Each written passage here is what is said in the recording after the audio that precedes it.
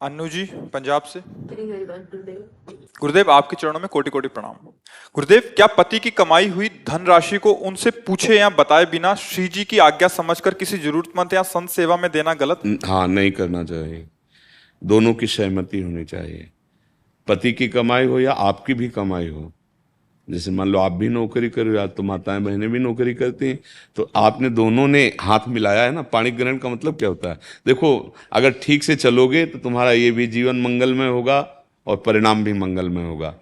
पति जब वर्ण कर लिया तो उसे साक्षात भगवान समझो, और पत्नी जब हमारे शरण में हो गई तो उसे अपने प्राण समझो। पति को चाहिए अपनी पत्नी को प्राणवत पोषण करे, और पत्नी को चाहिए पति को अपना भगवान समझे। तो अब हमारे लिए हमारे पति से बढ़कर कोई भगवान नहीं है।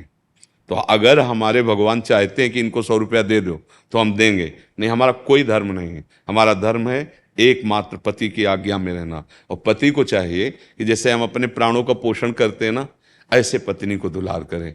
पर अब आजकल जो है इन सब बातों को कोई न सुन रहा है न समझ रहा है। और अपने पति को, आपका एक ही धर्म एक व्रत नेमा, काय वचन मन पति पद प्रेमा। देखो, जब हम मंदिर में भगवान की भावना करते हैं, हम छवि में भगवान की भावना करते हैं, तो अगर हम अपने पति में भगवान की भावना कर ले तो हमें किसको दान देना है? पति की आज्ञा हो तो कर रहे हैं, नहीं तो हमारे पति हमारे लिए भगवान है। उनको खिलाओ पिलाओ, उनकी सेवा करो, उनके भाव से चलो, सच्ची मानो सब में भगवान है। जहां आप भगवत भाव करोगे वहीं से। अब पति तो प्यासे बैठे हैं, बोले रुको शंकर जी में जल चढ़ा के आ रहे। अब भला शंकर जी जल पिएंगे? नहीं, तुम्हारे इस समय परम शिव पति आ गए हैं, अब इनको पवाओ। पवाने के बाद समय मिले तो वहां भी चली जाओ अगर आज्ञा हो, और ना हो तो सच्ची मानो जाने की नहीं जरूरत है। पति साक्षात भगवान है, ऐसी भावना से। तो ऐसा, क्योंकि जैसे अगर आपने दिया और उनका कुछ विचार कहीं और लगाने का था और उनको पता चला, असंतुष्ट हुए, फिर आपसे वो कड़वा बोले, फिर आपस में मन मुटाव हुआ, तो उस क्रिया का फल सही नहीं हुआ ना। इसका मतलब वो क्रिया सही नहीं हुई। क्रिया का फल जो आनंद वर्धन करने वाला हो वो उसी को सही माना जाता है। तो इसलिए हमारी बात तो यही है कि दोनों एक दूसरे की सहमति से ही धर्म कार्य या और कोई भी कार्य, दोनों एक दूसरे की सहमति से करें। ज्योति कृष्णा जी हरिद्वार से। राधे राधे बाबा जी। महाराज जी प्रणाम। बाबा जी, पिछली बार मेरा ये प्रश्न था कि कॉलेज में गलत माहौल होते हुए भी और बच्चों से बात करते करते मैं नाम जप कैसे कर सकता हूँ। आप मुझसे बहुत प्रसन्न हुए थे, इससे मेरी श्री जी का भजन और उनके प्राप्त करने की इच्छा और दृढ़ हुई। बाबा जी, मैं कॉलेज में संगीत भी सीखता हूँ। बाबा जी, इसमें चकाचौंध और सभी की तारीफें बहुत मिलती हैं। मैं इन सब चीजों में ना फंसूं और संगीत में श्री जी से को कैसे जोड़ूं संगीत को? पहली बात तो कृपया। है कि सावधानी रखनी कि जो संगीत सेवा है इसका प्रभाव होता है हृदय को द्रवित करना। हृदय को द्रवित करना, इसमें बहुत सावधानी से शब्द सुनना। काम को बहुत बड़ा अवसर मिलता है, प्रेम में भी ये सहयोगी है और काम में भी ये बहुत ही प्रेरणा प्रदान करने वाला है। प्रेम में भी जैसे मीरा जी, बड़े बड़े महापुरुष, नारद जी, वीणा, करताल, मृदंग, ढप, बहुत से संगीत ऐसे जो प्रेमी महाभागवतों ने भगवान को रिझाया। ये आनंद वर्धन करने वाला होता है संगीत। लेकिन जब हमारी स्थिति विषयों की तरफ होती है तो ये विषय आनंद का वर्धन करता है। इससे विषय भोग की प्रवृत्ति बढ़ती है, विषय भोग का आकर्षण होता है, और वो विषय आप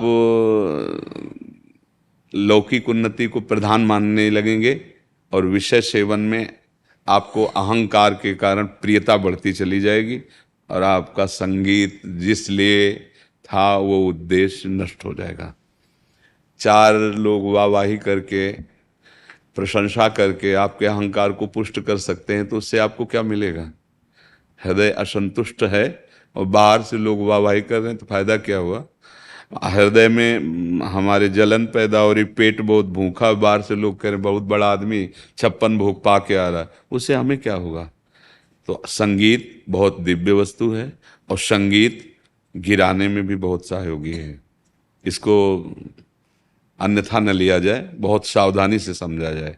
यदि रजोगुण के द्वारा लौकिक ख्याति की प्राप्ति और लौकिकता का ही लक्ष्य रहेगा तो आकर्षण होता है संगीत से, वो आदमी भ्रष्ट होता चला जाएगा, वो पतित हो सकता है, वो व्यभिचारी हो सकता है, वो अपने मार्ग से बहुत बड़ी गलती करके गिर सकता है।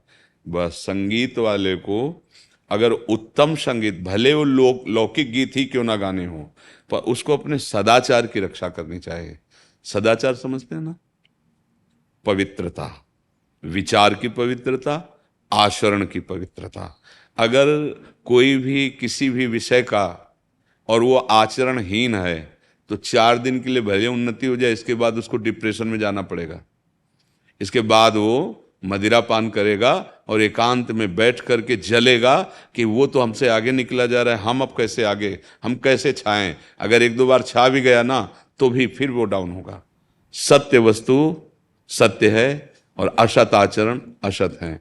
संगीत भगवान को रिझाने के लिए बहुत सुंदर सामग्री है, पर यदि इसका प्रयोग लोक में भी किया जाए तो अगर जय हो रही है, अगर ख्याति बढ़ रही है, तो प्रभु ने गुण दिया है, उनका है।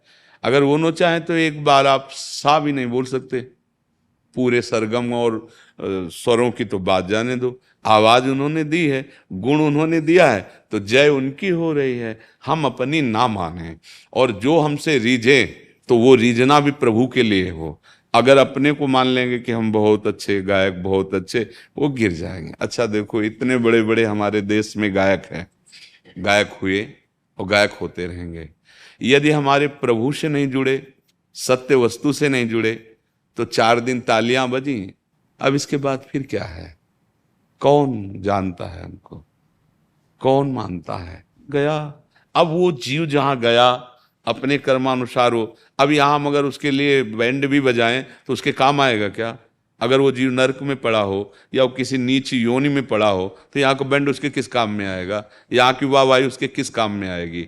इसलिए ध्यान रखे कि जितनी वाहवाही है ये सब उन्हीं को दे दे जिनका संसार है, और अपने कर्तव्य का पालन करे और सदाचारहीन ना होने पावे कोई भी। ये संगीत का कार्य ऐसा है कि इससे हृदय द्रवित होता है, और द्रवित हृदय जिधर हमारी वृत्ति उधर ही फैल जाएगा ना, ढलान जिधर उधर जाएगा ना। अगर ढलान विषयानंद की तरफ है ना तो विषयानंद में फैल जाएगा। वो आदमी हो चाहे जो शरीर वाला हो, वो व्यभिचारी हो जाएगा पक्का। और जो इसको संभाल ले गया तो यहां भले नाम हो या ना नाम हो, लेकिन जिनका नाम वास्तविक है वेदों में, शास्त्रों में, ऋषि मुनि, उससे आपको कृपा मिल जाएगी। सदाचारी पवित्र आचरण वाला ही जगत में और परलोक में भी सुख शांति को प्राप्त करता है।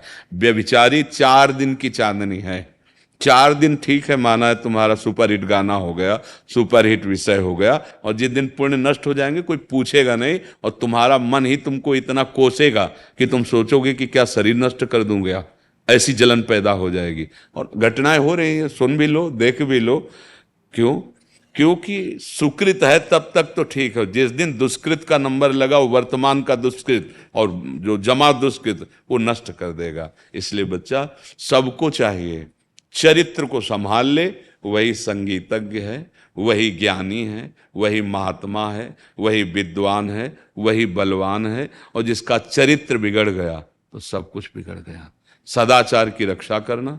देखो, ब्रह्मचर्य अगर आपका सही है तो आपका स्वर आलाप किसी को भी मोहित कर सकता है। आप अपने देश के सबसे बड़ी गायिका, अगर उनके जीवन चरित्र में अंदर प्रवेश करके देखो तो एक ब्रह्मचारिणी थी, कभी भी उसने विषय सेवन नहीं किया। तो वृद्धावस्था में भी कोकिल बहनी रही है, कोकिल बहनी। कभी वो बहुत संत थी, भले लौकिक गीत गाई थी, पर हमारी भावना उनके प्रति संत भावना है, क्योंकि वो जितेंद्री थी, विषय सेवन नहीं। तो वृद्धावस्था में भी जब वो, कोई भी ऐसा विश्व में नहीं है कि उनकी आवाज से एक बार प्रभावित ना हो जाए। ये सदाचार का प्रभाव है, ये संयम का प्रभाव है।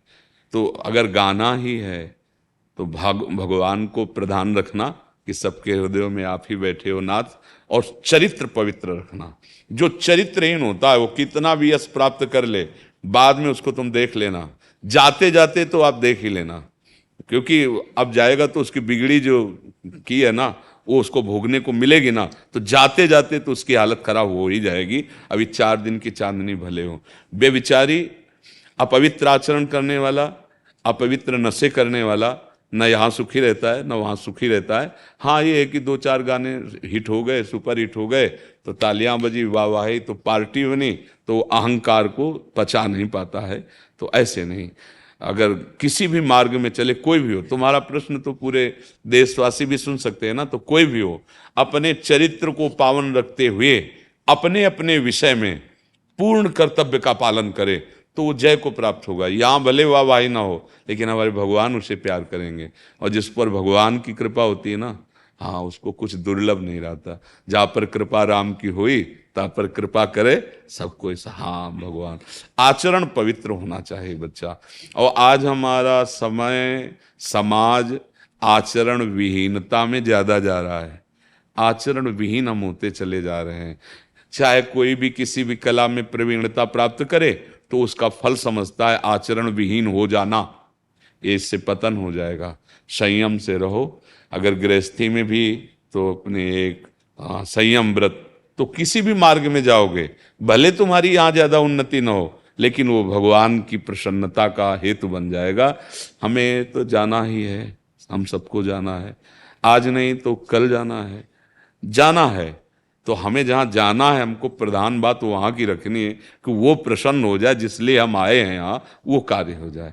तो अगर संगीत भी है या क्रीड़ा भी है, कोई भी क्रीड़ा है, कोई भी खेल है, हम तो उसको भी सपोर्ट करते हैं। मानो कोई खिलाड़ी है और वो भारत को विजय दिलाता है, वो जीता, सुयश उसका हो रहा है, धन उसको मिलेगा, पर साथ में हमारा देश जुड़ा कि भारत का खिलाड़ी है अमुक अमुक जीता। अब उसको पचा जाना तू, पर मुश्किल पचा पाते हैं, वो फैल जाते हैं। उस आम को पचा नहीं पाते तो धीरे धीरे फिर जो लौकिक उन्नति मिली है वो उनको विलासिता में फंसा देती है। तो मानव जीवन को जो लक्ष्य है वो चला जाता है। अब उसको सब भोग विलास मिल गए, समझ रहा मैं पूर्ण हूं, कितने दिन ये सब छूटेगा तेरा। सत्य वस्तु को प्राप्त करना ही मानव जीवन का परम लक्ष्य है। समझ रहे आप? पिंटू कुमार जी बिहार से। राधे राधे महाराज जी। महाराज जी, भजन योग और वैराग्य योग में क्या अंतर है? इन दोनों में सबसे उत्तम कौन सा है? अभी पहले नाम जप करो बच्चा, अभी तो बहुत बच्चा हो, अभी किसी योग की बात तुम नहीं सोचो। अभी पढ़ रहे हो है? हाँ, माता पिता के रोज चरण छूते हो? पिता है, माता को चलो, पिता के पैर रोज छूते हो? कभी कभी आता है घर पे। तो कौन सा योग प्राप्त करना चाहते हो? पहले पहले हमको चाहिए कि हम मनुष्य योग में तो आवे। ये तो भागवतिक योग हैं, जो हमारे पिता भगवत स्वरूप हैं। सबको चाहिए कि जब तक माता पिता का सानिध्य प्राप्त है तो अपने माता पिता को साक्षात भगवान समझें, माथा रखकर प्रणाम करें। हमारे भगवान प्रणाम करते थे, प्रातः काल उठ के रघुनाथा, मात पिता गुरु नावै माथा। पहले माता पिता को प्रणाम, धरती माता को प्रणाम, फिर कुछ मिनट बैठकर भगवान का नाम स्मरण किया, फिर इसके बाद शौच, स्नान, व्यायाम, प्राणायाम, अपनी फिर पढ़ाई, दिनचर्या। अभी पहले इस योग में चलो।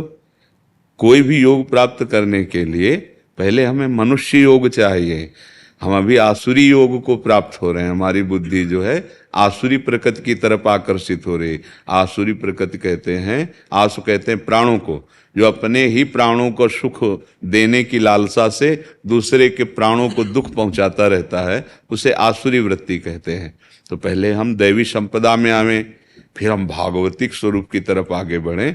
तो जैसा हम कह रहे हैं पहले वैसे चलो, फिर अगली बार आना, आप जिस योग के विषय में पूछोगे भगवत प्रेरणा से जो बात आए वो समझ लेना। क्योंकि अभी एक बार शनकादि से महाराज निमि ने पूछा था तो मौन हो गए थे, उत्तर नहीं दिया था। तो जब नवयोगेश्वरों से प्रश्न किया तो कहा कि वो मौन क्यों हो गए थे? बोले तुम अधिकारी नहीं थे इसलिए वो मौन हो गए थे। तो अभी योग का अधिकार, अभी नाम जप करो, अच्छे आचरण करो, गंदे बच्चों का संग न करो, गंदी कोई बात, कोई हरकत जीवन में ना आने पावे। ठीक है? हाँ, अभी पढ़ाई में मन लगाओ, पढ़ाई भी भगवत भजन है, ऐसा थोड़ी है। जो ये सांसारिक विद्या है ये कोई निंदनीय नहीं है। अगर ये विद्या ना होती तो हम रामायण नहीं पढ़ पाते, हम भागवत नहीं पढ़ पाते, हम गीता जी नहीं पढ़ पाते। आध्यात्मिक विद्या में जो विद्या हमारा सहयोग कर रही है वो वंदनीय है। फिर संसार की विद्या का दुरुपयोग न करे, अगर सदुपयोग करे तो भगवान से मिलाने वाली विद्या बन जाती है। बड़े बड़े संत महापुरुषों के वचन हैं, हम तभी पढ़ पाते हैं जब ककारा मात्रा का ज्ञान हुआ, तो वो विद्या आई ना काम में। तो इसलिए मन लगा के अभी पढ़ो, ठीक है जी। डॉक्टर नागेंद्र जी। राधे राधे। राधे राधे महाराज जी। महाराज जी, मैं एक डॉक्टर हूँ। मैं पिछले 5 साल से आपको प्रत्येक सत्संग के द्वारा सुनता हूँ और मेरे से कोई अपराध ना हो जाए उसके लिए चिंतित रहता हूँ। भगवान, मैं जब गरीब पेशेंट से चार्ज बहुत कम लेता हूँ फिर भी उनको विश्वास नहीं होता और दुखी भाव से पैसे देते हैं, उसकी वजह से कई बार अपराध भाव मन में होता है कि मेरी वजह से फिर भी कष्ट हो रहा है, किसका मैं तो है? अपनी तरफ से अच्छा कर रहा हाँ हूं। नहीं, ऐसा नहीं। हमको भगवान को साक्षी रखना है। उसके अंदर जो बैठे हुए भगवान हैं वो सत्य निर्णायक हैं। वो क्या सोच रहा है मुझे नहीं सोचना है, मैं क्या सोच रहा हूं मेरा एक कर्तव्य है। आप मरीज को भगवान का स्वरूप मानते हुए जितना आपको भगवान ने ज्ञान दिया है, जितनी योग्यता दी है, पैसे की प्रधानता न रखते हुए आप उसकी सेवा कर दीजिए। और जो पैसा आपका बनता है, हम ये नहीं कहेंगे कि 1 रुपया कम कीजिए, आप दे दीजिए कि ये है। अब उसमें अगर उसकी वास्तविक आपको सामर्थ्य नजर आती है कि वास्तविक इसके पास पैसे नहीं हैं और अगर अब ये हमारे यहाँ रुकेगा नहीं और दवा नहीं तो इसकी हानि हो जाएगी, तो आपको भले अपने पैसे लगाने पड़े, पर अगर ऐसा कर दोगे तो भगवान लक्ष्मीपति हैं, वो दूसरे प्रकार से आपको दे देंगे। एक अद्भुत शांति, एक अद्भुत आनंद जो करोड़ों रुपए जमा करने पर भी आपको नहीं मिल सकती। हाँ, वो सोचता है, उसके सोचने से हमें कोई फर्क नहीं पड़ेगा। हमारी सोच में गलत नहीं होना चाहिए। आप समझ रहे हैं ना? आप डॉक्टर हैं, बहुत बढ़िया सेवा मिली है आपको, क्योंकि हर तरह के मनुष्य आपके पास आएंगे, क्रोधी भी आएंगे, कामी भी आएंगे, धनी भी आएंगे, निर्धन भी आएंगे। वास्तविक किसी किसी की ऐसी परिस्थिति होती है कि वो बेचारा, मतलब है बेचारा, वो चाहता भी है कि हम दे दें पर उसके पास नहीं है। ऐसी परिस्थिति होती है। जैसे अपने लोग अच्छे अच्छे सब भोजन पा रहे हैं, सब व्यवस्था, तो अपने को नहीं पता है, लेकिन हम गांव में पैदा हुए हैं तो वहां देखा है कि दिन भर मेहनत करने के बाद वो मिर्च रोटी से पेट भरते हैं और एक रजाई में पूरा परिवार अपना। अब उनको जब बीमारी, तो आज का केवल टेस्ट कराने के लिए, रक्त टेस्ट कराने के लिए और ये सब अल्ट्रासाउंड कराने के लिए 10,000 12,000 रुपया हो, तब वो एक बार वो चेकिंग उसकी हो, चेकिंग में वो बिक गया बेचारा, किसान आदमी, गरीब आदमी। अब उसको दवाओं का, तो अब वो क्या करे? अच्छा, डॉक्टर 1-2 मरीज तो उसको फ्री कर दे, अब उसके पास भी बहुत सी आवश्यकताएं, बिजली है, मशीनरी है, दवाइयां हैं। अब ऐसा थोड़ी कि सब डॉक्टर अरब खरबपति हैं कि अगर वो सबको फ्री कर दे तो भी काम चल जाएगा। तो अब आपको ये तो करना ही पड़ेगा, कुछ फीस तो लेनी ही पड़ेगी और उनको भी कुछ फीस देनी ही पड़ेगी। पर कभी अगर ऐसी परिस्थिति दिखाई दे तो उस परिस्थिति में फिर धन की परवाह न करे, धनी की तरफ ध्यान रखे कि भगवान है, वो देखेंगे। पर इस समय इसका कष्ट निवारण, इसका ऑपरेशन करना, जो हमारे तन से हो सकता है वो एकदम फ्री, जो तन से हो सकता है वो एकदम फ्री। मैं फीस नहीं लूंगा, लेकिन अब जो अन्य लगता है अगर वो मिल जाए तो ठीक है। अब वो क्या सोचता है उस पर तो आप मत सोचिएगा, आप अपनी तरफ से सावधान रहिएगा। सामने वाला क्या सोचता है इससे कोई प्रभाव अपने ऊपर नहीं पड़ता। अपना क्या उसके प्रति विचार है, इसका प्रभाव हमारे ऊपर पड़ता है। ठीक है, कोई इसमें संशय? जी।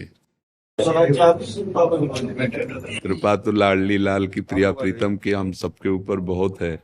अगर कृपा न होती तो देखो आप धाम नहीं आ पाते, हमारी लाडली जी की कृपा न होती तो हम आप संभाषण नहीं कर पाते। जब प्रभु द्रवित होते हैं तो अपने प्रेमी जनों का संग दे देते हैं। जब प्रभु सबसे ज्यादा जिस पर प्रसन्न होते हैं तो भगवान जानते हो क्या देते हैं? साधु समागम। जिस पर भगवान प्रसन्न होते हैं, सुतदारा धन लक्ष्मी पापियों के घर होए, संत समागम हरि कथा तुलसी दुर्लभ दोए। ये दुर्लभ बात है, धाम आना, भगवत चर्चा करना, भगवान नाम कीर्तन करना। और आप सब तो महापुरुषों की क्रीड़ा भूमि में हैं। एक से एक सिद्ध महापुरुष महाराष्ट्र में हुए, भगवान के प्रेमी जन हुए। तो जहाँ जो है, जो गुरु आराधना है, उसी में आसक्त हो जाए, अपनी गुरु आराधना में आसक्त हो जाए, संतों के वचन सबके सुने। क्योंकि अब जैसे हम बोलेंगे राधा, कोई बोलेगा राम, कोई बोलेगा हरि, कोई बोलेगा कृष्ण, तो सब उन्हीं के नाम हैं। अपने गुरु ने जो अपने को दिया है उसी में निष्ठा धारण कर ले और उसी से बेड़ा पार हो जाएगा, उसी से मंगल हो जाएगा। तो कृपा तो हम सबके ऊपर है ही है। अगर कृपा न होती तो प्रभु इस संसार रूपी दलदल से कैसे अपनी ओर आकर्षित करते। हम उनका नाम बोल पा रहे हैं, उनकी कृपा है। हम उनके विषय की बातें सुन पा रहे हैं, उनकी कृपा है। हम उनके विषय में बोल पा रहे हैं, उनकी कृपा है। उनकी कृपा के बिना ना हम बोल सकते हैं, ना सुन सकते हैं, और ना हमारा मन उनकी तरफ जा सकता है। इसलिए हमें बार बार इस बात को स्वीकार करना है कि मेरे ऊपर बहुत कृपा है, पर मैं अयोग्य हूं। मैं अयोग्य हूं, पर मेरे ऊपर बहुत कृपा है प्रभु की। अगर ये भाव बना रहेगा तो कहते हैं कि जैसे पिता की प्रॉपर्टी पर पुत्र का अधिकार हो जाता है, ऐसे उस दैन्य भक्त का अधिकार परम पद पे हो जाता है, जो हर क्षण सोचता रहता है कि यद्यपि मैं अयोग्य हूं, पर प्रभु की मेरे ऊपर बड़ी कृपा है। और जो सुख पड़े उसे चुपचाप सह ले, और नाम गुरु प्रदत्त जो अपने आचार्य परंपरागत है, खूब नाम जप करे, तो इसी से भगवत प्राप्ति, भगवत प्रसन्नता हो जाती है। 10 साल हो गए तो वही खाते माता जी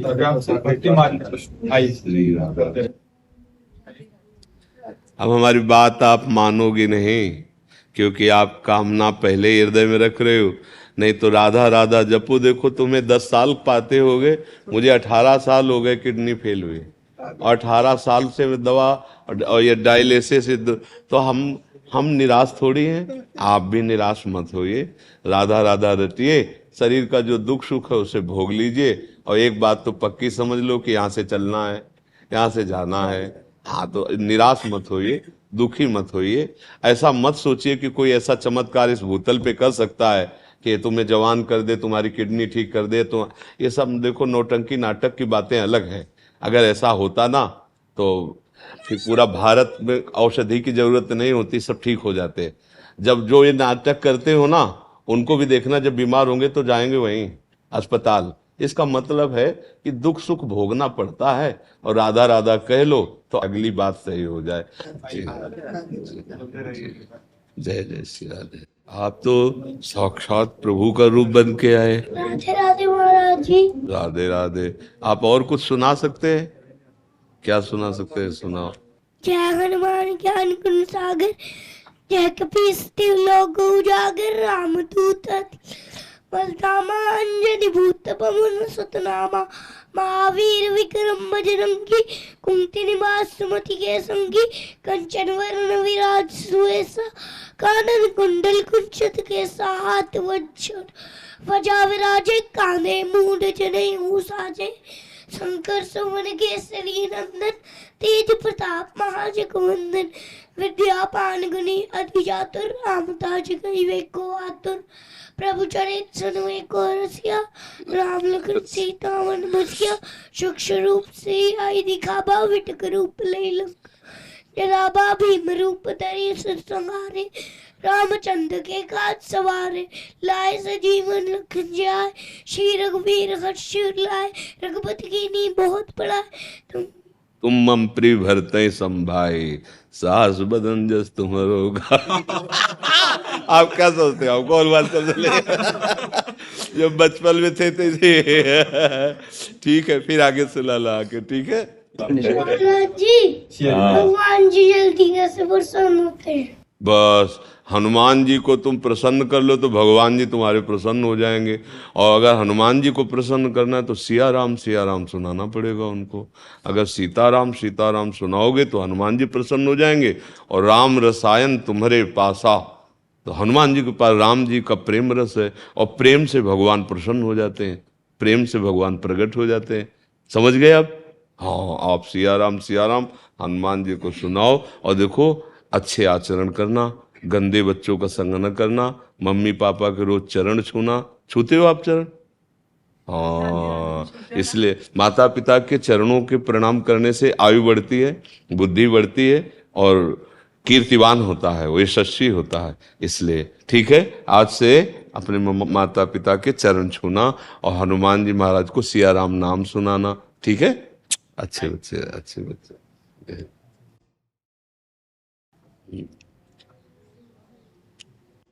ये मनुष्य जन्म हमारा भगवान को प्रसन्न करने के लिए मिला है, और जो कर्तव्य आपको मिला है वही भगवान की पूजा है। अगर हम अपने हृदय में भाव दृढ़ कर लें तो हमें अलग से कोई पूजा नहीं करनी पड़ेगी और हमारे प्रभु प्रसन्न हो जाएंगे। ये राष्ट्र, ये अनंत विश्व हमारे भगवान की ही सेवा है। तो जिस सेवा में जहाँ आप निर्धारित किए गए, आपका जितना क्षेत्र है, उस क्षेत्र में जितना आप धर्म पूर्वक दूसरे को सुख पहुंचा सकें, वही हमारे भगवान की सेवा होगी। अधर्म पूर्वक की हुई क्रिया तात्कालिक सुख दिखा सकती है, पर परिणाम में वो दुख ही प्रदान करेगी।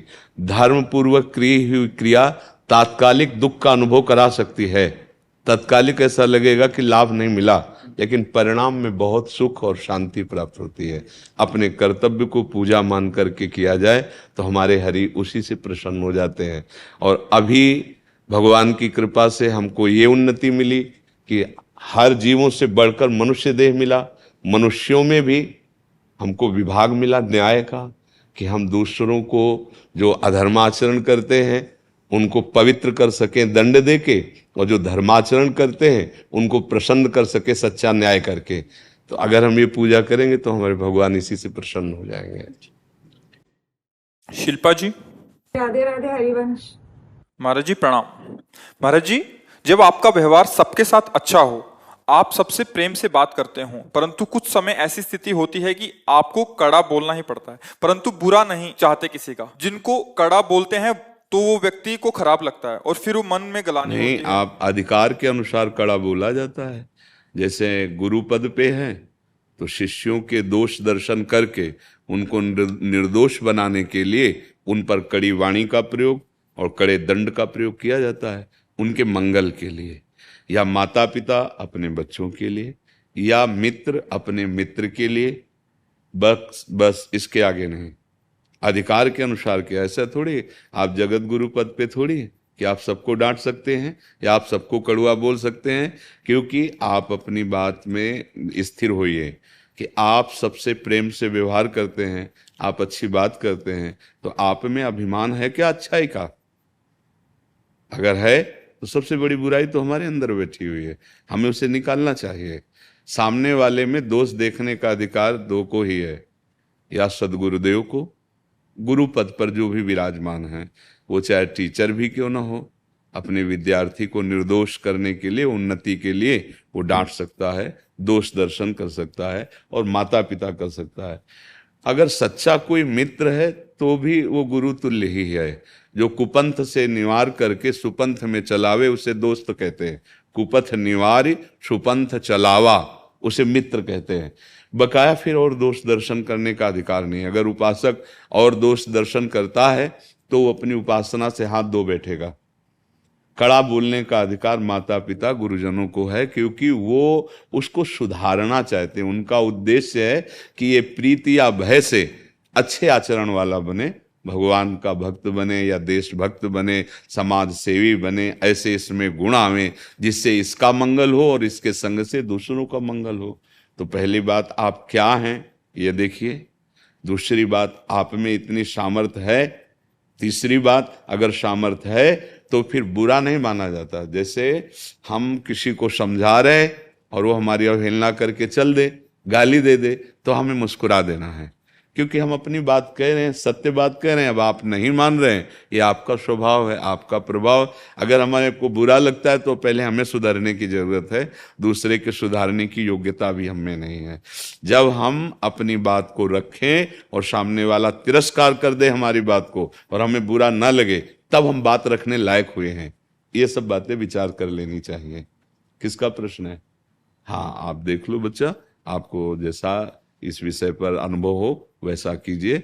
बकाया शास्त्रीय आज्ञा है, या यदि आप माता पिता हैं, यदि आप गुरु हैं, या आप सच्चे मित्र हैं, तो आप हित की बात कह सकते हैं। वैसे हित का सिद्धांत है मृदु, सत्यम वद मृदु वद। सत्य बोलो और मीठा बोलो। वचन में क्या कंजूसी है? क्यों कड़ुआ बोल करके ही समझाया जा सकता है क्या? पर कभी कभी ऐसा होता है कि कड़ुआ मीठे से ज्यादा लाभदायक होता है। जैसे अब कोई शिष्य है, अब उसको कहा जाए कि आप ऐसे ऐसे बार बार गलती कर रहे हैं तो आप मत कीजिए, वो नहीं मानेगा। तो उसको सुन ले, अगर दोबारा में ऐसी गलती हुई ना तो प्यार वही है, प्यार में कमी नहीं है, पर वचन में कड़वाहट। दोबारा अगर गलती की तो फिर आप समझ लीजिए, अब ये भय उसको उस गलती से बचाएगा।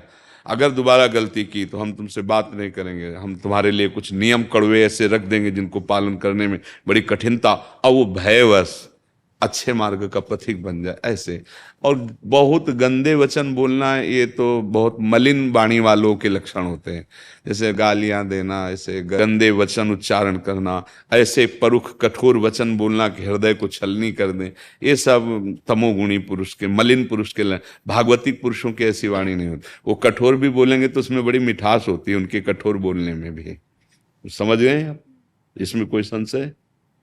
जी महाराज जी, हाथरस स्कूल के बच्चे हैं, वहाँ एक स्कूल। हाँ, ओ हाँ, बैठो बैठो, बैठ जाओ, आ जाओ आ जाओ आ जाओ आ जाओ, सब बच्चे आ जाओ, लाला बैठ जाओ, आ जाओ, सब बच्चे बैठ जाओ। सद्गुरुदेव भगवान के चरणों में नमो अर्पण। विश्वास नहीं हो पा रहा कि श्री जी की कृपा और आपके आशीर्वाद से बच्चे आपका सानिध्य प्राप्त कर रहे हैं। सद्गुरुदेव भगवान, बहुत सारे बच्चे आने के लिए मुझसे लड़ रहे थे, झगड़ रहे थे, लेकिन क्योंकि व्यवस्था नहीं बन पा रही थी इसलिए एक साथ नहीं आ सकते थे। इसलिए हमने एक शर्त रखी इनके सामने कि सद्गुरुदेव भगवान के ऊपर आपको निबंध लिखना है।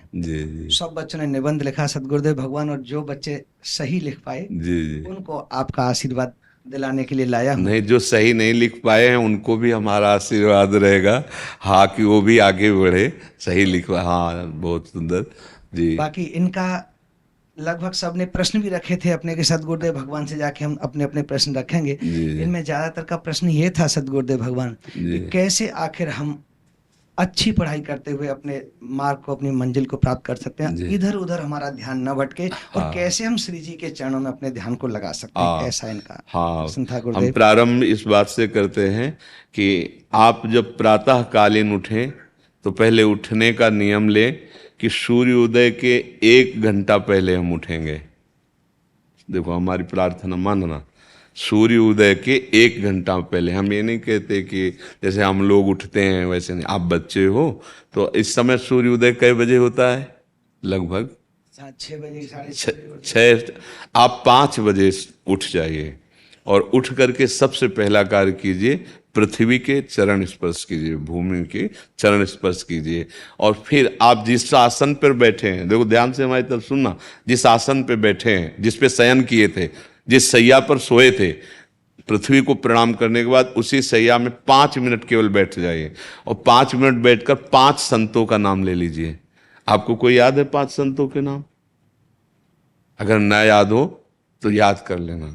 किसी भी 5, जितने भी संत भगवान हैं हमारे, जैसे आचार्य रूप में, जैसे हम लोग श्री स्वामी हरिदास जी की जय, हरिवंश महाप्रभु की जय, हरिराम व्यास जी की जय, नागरीदास जी की जय, श्री ध्रुवदास जी की जय, 5 संतों के नाम याद कर लीजिए। वो 5 संतों के नाम, ये जीवन आपका देखना कैसा उन्नतिशील होगा। हरि को निज यस्ते अधिक भक्तन यश पर प्यार ताते, ये भगवान नाम से भी बढ़कर प्रभावशाली भगवान के जो भक्तों के नाम। इसके बाद नीचे उतरिए और पहले जो अपने माता पिता, अगर वो शयन कर रहे हैं तो कोई बात नहीं है, अगर वो शयन नहीं कर रहे हैं तो पहले जाकर माथा रखकर उनको प्रणाम कीजिए, उनके चरण। अगर हमारी बात मानोगे तो देख लेना तुम्हारा जीवन कैसा बनेगा। इसके बाद आधा लीटर या 1.25 लीटर, जितना आप जल पी सकते हैं, उस जल को आप हल्का सा गर्म करवाइए अपने माता पिता से, जो भी आपकी सेवा में हो, या अगर आप स्वयं कर सकते हो तो स्वयं हल्का सा। अगर 500 ग्राम पी जाए तो और अच्छी बात है, और इससे ज्यादा पी जाए तो अच्छी बात है। वज्रासन में बैठना आता है? वज्रासन जानते हो आप लोग? कैसे, हमें बैठ के दिखाओ। नहीं, ये पद्मासन है। देखो वज्रासन, वो देखो बैठ रहे हैं, ये दोनों पैरों को ऐसे करके इससे बैठकर जल पिया जाए, ये आपके ब्रह्मचर्य की रक्षा करेगा, कब्ज नहीं होने देगा और आपके मस्तिष्क की गर्मी को ठंडा करेगा। ऐसे वज्रासन में बैठकर धीरे धीरे 5 या 10 मिनट में जल पिया जाए, एकदम ना पिया जाए। गिलास में लेकर के 500 ग्राम जल धीरे धीरे उसको पिया जाए। फिर इसके बाद आपको 100-200 कदम टहलना है। फिर इसके बाद आप शौच जाइए। शौच अगर आपका पेट साफ हो जाता है, अगर नहीं साफ होता है, कोई ऐसी परेशानी लगती है, तो 1 चम्मच ईसबगोल की भूसी और छोटी हर का आधा चम्मच अगर रात्रि में दूध से या पानी से ले ले तो वो बार बार शौच नहीं लगाएगा, पर आपकी आंतें साफ हो जाएंगी। शौच जाने के बाद स्नान करें और फिर तुरंत, अगर आपको व्यायाम आता है तो करे, नहीं तो सीधा सरल बात होती है, 20 बार बैठ जाए बैठक और 10 बार लेटने वाली दंड, और इसके बाद जो अनुलोम विलोम, जो इससे खींचे इसे छोड़ दे, इससे खींचे इसे छोड़ दे, इसके बाद दोनों हाथ ऐसे करके 7 बार ऐसे करे, सीधा खींचे और सीधा छोड़ दे। इतना ही तुम्हारे लिए प्राणायाम की आवश्यकता है। अब अपनी दिनचर्या में लग जा। जो पढ़ाई का कार्य दिया गया है, आगे तुम्हें और भजन की बात हम नहीं कह रहे, जो पढ़ाई का कार्य दिया गया है वो भगवान की ही पूजा है। आपकी दिनचर्या जो आपको अपने गुरुजी या टीचर जी को जाके प्रमाणित करनी है, कल जो पढ़ाई गई थी आज के लिए, वो आप सुबह सुबह उस समय व्यायाम के बाद, तो आप देखना आपकी स्मृति बहुत प्रवीण हो जाएगी। अच्छा, ये आपकी प्रातःकालीन दिनचर्या है। जब आप अपने गुरुदेव के पास स्कूल जाएं, तो हमें आजकल का तो अब पता नहीं, पर हम लोग जब जाते थे तो अपने गुरुजी को प्रणाम करते थे। होता है प्रणाम, होता है अभी प्रणाम करते हैं। मतलब आप क्या करते हैं जब सुबह स्कूल जाते हैं, क्या करते हैं गुरु भगवान को बताओ। अच्छा, यह तो ये ऐसा पहले गुड मॉर्निंग गुड आफ्टरनून करते थे बच्चे। अब जब से आपका आशीर्वाद मिला है, श्री जी की कृपा से, सब राधा वल्लभ शेरवंश, नर्सरी के बच्चे भी राधा वल्लभ शेरवंश बोलते हैं गुरुदेव भगवान। हाँ, तो जो स्कूल में आपको पढ़ाई पढ़ा रहे हैं वो तो बात है। अब आपको जो हम खास बात बताना चाहते हैं वो कि देखो, अभी छोटे छोटे बच्चे हो, बच्चों में कुछ बच्चे ऐसे गंदे बच्चे होते हैं जिनके गंदी बातें दिमाग में आ जाती हैं और गंदी बातें वो करने लगते हैं आचरण में। आप लोग इतना तो जानते ही होंगे कि गंदी बातें किसे कहते हैं। आप लोगों के पास अगर मोबाइल है तो कभी गंदी बात देखना नहीं। कोई भी बच्चा अगर गंदी बात दिखाए तो अपने टीचर से या अपने माता पिता से जाके शिकायत करनी चाहिए, वो बहुत हानिकारक होती है। कभी कोई भी गंदी बात अपने द्वारा नहीं होनी चाहिए। अभी आप नवीन जीवन धारण किए हुए हैं, आप भगवान की प्राप्ति, देश की भक्ति और बहुत अच्छे अच्छे पदों में जा सकते हैं। देखो, जब हम लोग स्कूल में पढ़ते थे तो कोई ये थोड़ी जानता था कि ये बच्चा अभी महात्मा बनेगा, कोई थोड़ी जानता था। स्कूल में जब पढ़ते थे तो थोड़ी कोई जानता था कि ये मुख्यमंत्री या हमारे देश के प्रधानमंत्री बनेंगे, लेकिन इन्हीं में तो बनते हैं ना अच्छे पवित्र आचरण और पवित्र संस्कार। ब्रह्मचर्य के लिए गंदे बच्चों का संग त्याग करना, गंदी कोई ऐसी हरकत सिखावें या बात सिखावें तो उसको सुन करके छुपा नहीं लेना, तुरंत अपने टीचर से बताना या अपने माता पिता से बताना, और ऐसे बच्चे का कभी संग नहीं करना। और रात्रि के सोते समय ये जरूर ध्यान देने वाली विशेष बात है, रात्रि के सोते समय जो भगवान का नाम प्रिय, जैसे इन लोगों ने आप लोगों को बताया राधा वल्लभ शेर, तो सोते समय बस प्रार्थना करो कि हे प्रभु, आज दिन हमारा जो भी गलती हुई हो वो हमको आप प्रार्थना करते हैं कि आप हमें समझाओ क्या हमसे गलती हुई। अगर पूरी दिनचर्या में ऐसा लग रहा है हमसे कोई गलती नहीं, तो भगवान सुबह से अभी तक हम सोने जो जा रहे हैं ये पूरा समय आपको समर्पित।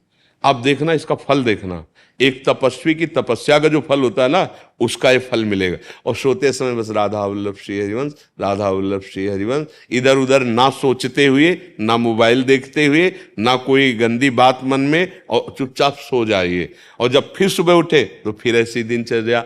और पढ़ाई इस समय तुम्हारा भजन है, इस समय भजन तुम्हारा पढ़ाई है। क्योंकि आज हम गीता पढ़ पा रहे हैं, भागवत पढ़ पा रहे हैं, तभी पढ़ पा रहे हैं जब हमारे गुरुजी ने हमको काका गागा सिखाया था।